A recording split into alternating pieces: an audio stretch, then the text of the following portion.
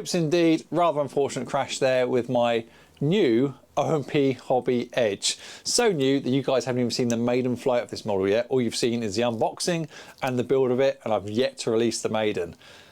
And it's now broken. So this time around what we're going to do is we're going to talk about what happened in that clip. We're going to fix up the model quickly, very quickly, not much damage. We're going to throw a gyro in it. Hold on a minute. I know what you're thinking about gyros, but we're going to put a gyro in it and I'll explain why in a bit. And then we're going to try that manoeuvre over and over and over again to see how much difference a gyro makes in this particular model. So first off, let's talk about what happens. So conditions for the day, it was fairly sunny, but it was also fairly gusty. The wind was blowing from behind me, pushing the model out, and I was just doing a knife edge pass. Now it's a manoeuvre that I've done time and time again. As a matter of fact, just prior to flying my OMPHOBBY Edge, I flew my friend's Extreme Flight Extra 260 RXR, which is a really nice bit of kit. Here's a picture of that model. And did the manoeuvre, no problem whatsoever. However, I have recently just made a couple of changes to my Edge, which is in a separate video. I've set up a couple of flight conditions on the model. One for low rates, one for 3D rates as well. And in that particular manoeuvre, I was flying in 3D rates where I'd normally fly in at low rates. But anyway, what happened is I like to go up on the far right hand side, do a quarter roll, do a stall turn, then come back down, put full opposite rudder on and bring the model into high alpha knife edge, and then just control the model down with the throttle and come along for a pass. Now, a couple of problems with that manoeuvre, or a couple of things you've got to be careful about, is how much throttle you give it and how much rudder you've got to apply. So the more rudder, the closer you're coming to that high alpha and more to a stall. You know, the stronger that angle is, the more likely it is to drop out. And obviously you're controlling the altitude with the throttle, so I've got the rudder basically locked right in and bringing it all the way down. It was kind of going okay. But with this model, what I have noticed is when it's in knife edge, again at that angle, that's probably a better way around for you guys, that angle, you've got to hold it in with a bit of an aileron, and you have to hold in a bit of an elevator as well, otherwise it will just roll one way or pull or push the other way. I think it's a little bit of up elevator and a little bit of aileron to keep it straight, as well as juggling the rudder, as well of course as juggling the throttle. But we were doing that, but as you can see as it's coming down, it was just pushing away very slightly. And I think what happened, either A gust of wind got it, pushed it over, I overcorrected because I was in 3D rates, and as I overcorrected, also put in full power to try and pull out, and we overcorrected full power into the ground. Or I just got it wrong. It doesn't really matter. End of the day, accidents do happen, and it's part of the hobby. So let's have a look at the damage on the model and see if we can get it fixed. Okay, so damage assessment. So I will admit I have already stripped part of this model down. You can see that the spinner is already off it. Now the spinner was pushed back onto the cowling and I couldn't turn the prop. Now having removed the cowling, I can't yet see any damage around the engine box here. It all looks absolutely fine, there's no cracks. I'm not quite sure what's going on with the cowling. It might have just been pushed back a little bit on the screws, but we'll check that out last, I think. Coming down the fuselage, there's not much wrong until, let's take that off, until you start looking inside. And what happened is the wings, or the back end of the wing, has pushed into the fuselage, and it's done that on both sides. So you can see the dent there on the covering, and in doing so it's cracked some of the formers. So I think up front we're okay, and then we start getting a little bit damaged when we start going back through the formers here. You can see this all wants fixing up. Damage here, that is loose I believe. Yep, and we'll have to check further down the fuselage as well. So there's some kind of cosmetic and a little bit of structural damage up in this section. Now the fuselage here itself is okay. The majority of damage comes from the tail ends. I don't know if you noticed from the video, I'm sure you did, the tail bounced on the mud. Well, it all bounced on the mud. It was kind of nose, wingtip, tail, so on and so forth, and that has knocked the tail out. Let me show you by spinning it around. So with the model now flipped the other way around, you can see a little bit more damage on the other side there, but loose covering, cracks. You see I've opened her up here to assess what's going on, and all this is cracked. There you go, it's a bit like a puzzle and given way, and that's because the whole tail section has twisted out. Now it stayed glued on one side. Let me just see if I can show you actually without breaking it further. There we go, that's what's happened. So you can see, looking down, it twisted.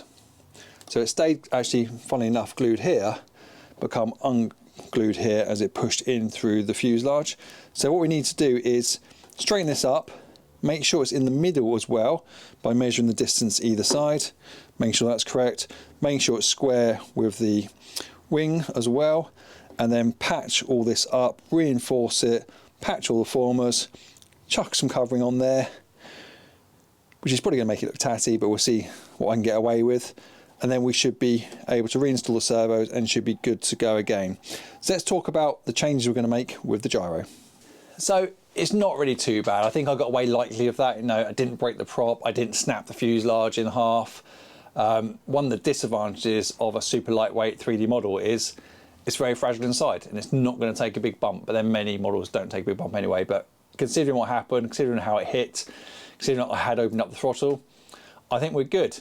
So we're going to patch this up. So let's just first of all talk about the change I'm going to make and why I'm going to put a gyro in it. So first off, I have 3 different gyros here. I have the Hobby Eagle A3 Super 4, which I've done some videos on before. They'll be linked down below. So I have one of them sitting around.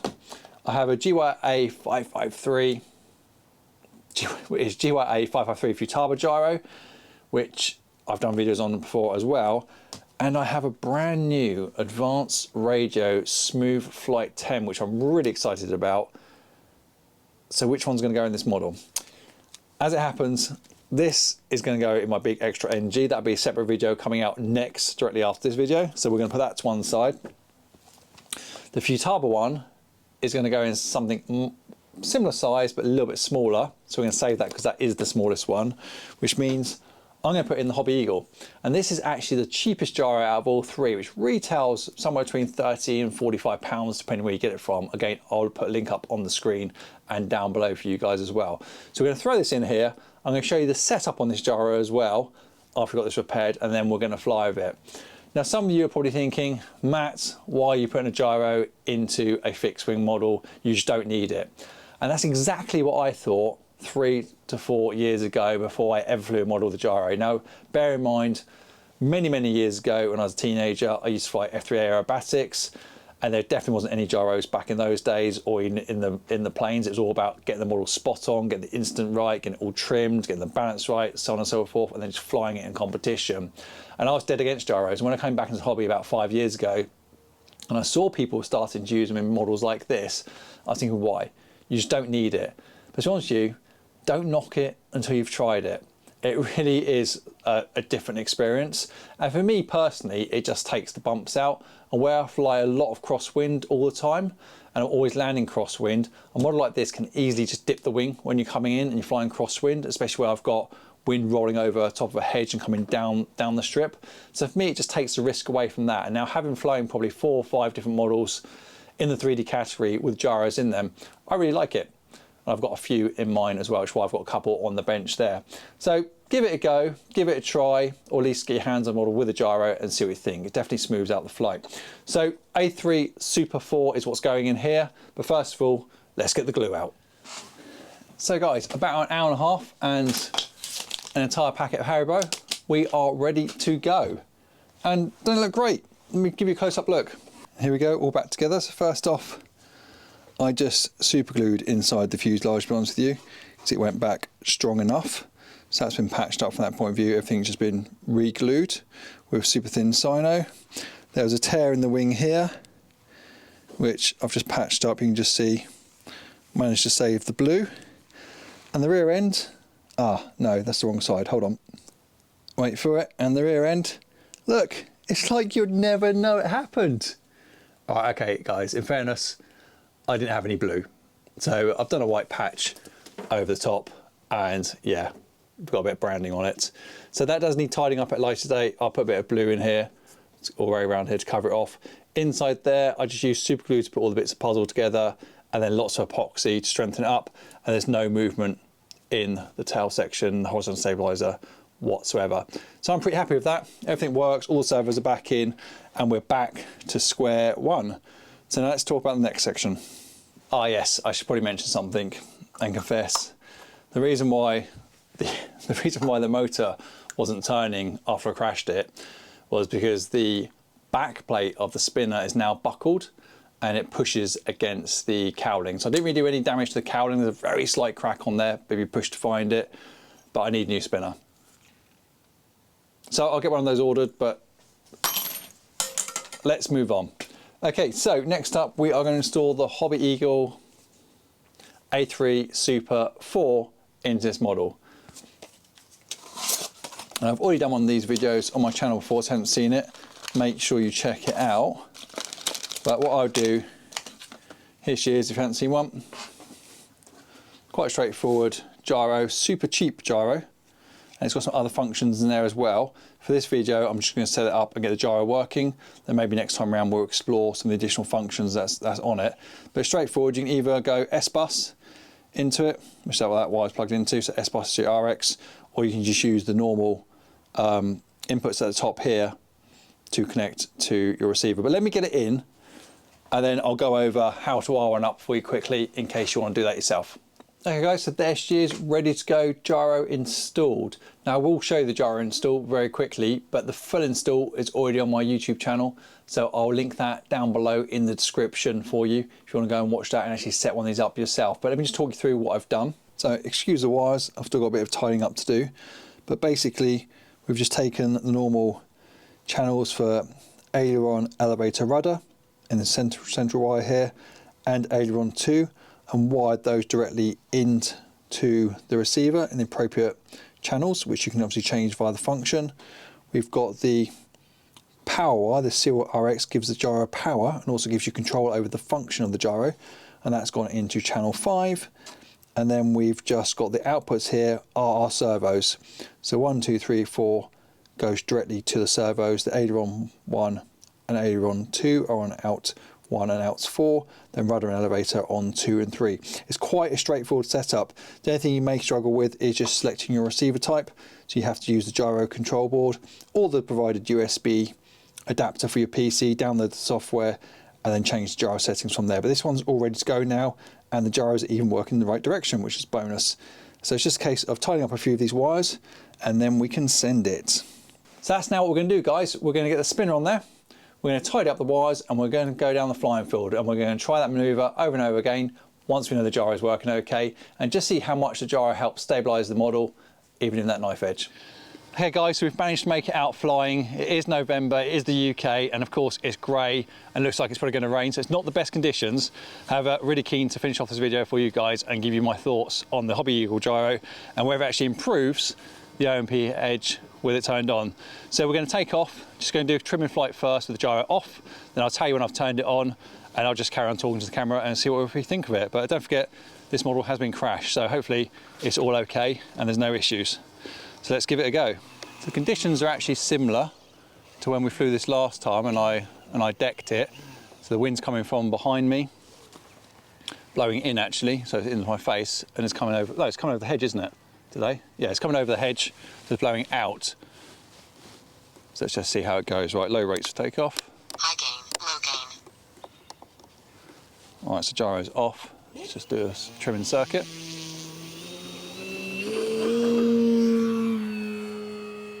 Go out gently and come back round.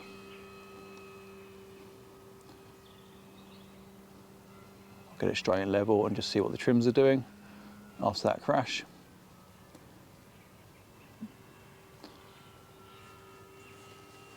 Flicker left, but it's okay. All right, so I'm going to turn around and then we're going to put the gyro on for the first time. So incidentally, all the gains for the 3 control surfaces are set to 30 at the moment. In the video, they may have been at 50, but they're now at 30. Just some advice, I'm going to turn it on. Gyro normal. That's on, no odd behaviour. So all the channels, gyros going the right way. That's a common mistake people make, is forget to check the gyros working in the right direction.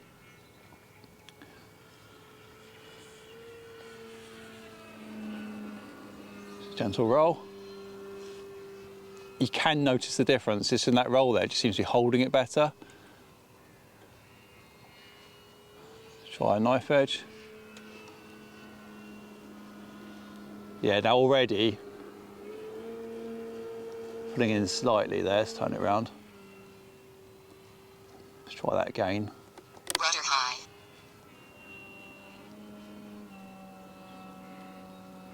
So before I had to hold more elevator, and now as soon as I'm just holding it on the aileron and of course the rudder, so that's definitely an improvement.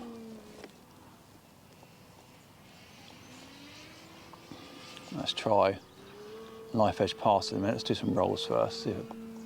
Just seeing how quickly it stops on the point. Nice. I say it's definitely an improvement for the model. 2 minutes.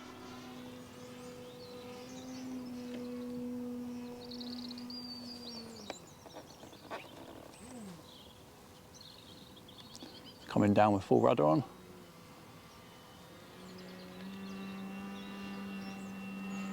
So it does feel better already. That's the manoeuvre I was doing last time when I crashed it. I was obviously a bit lower.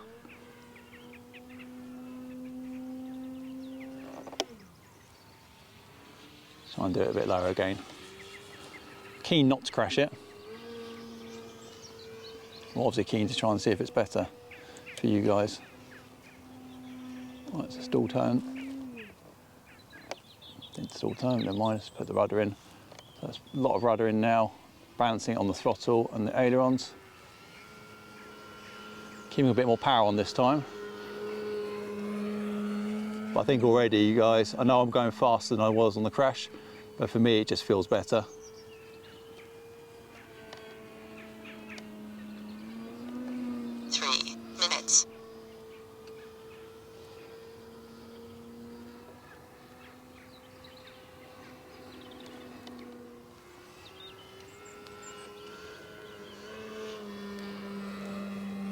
Yeah, you can see the gyros making a difference. Great, I'm happy with that. Right, I'm going to finish this flight off. And I'll give you my final thoughts. Oh, actually, I've got a little treat. So we set up, or also set up, the hover mode. So this gyro has a hover mode, which helps you hold it in a prop hang.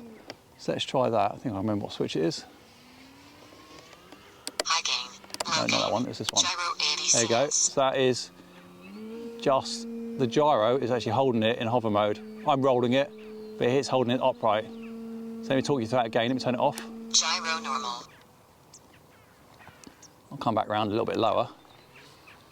So basically the switch position 3 for the gyro, it says AVCS on the speaker, but it's actually hover mode.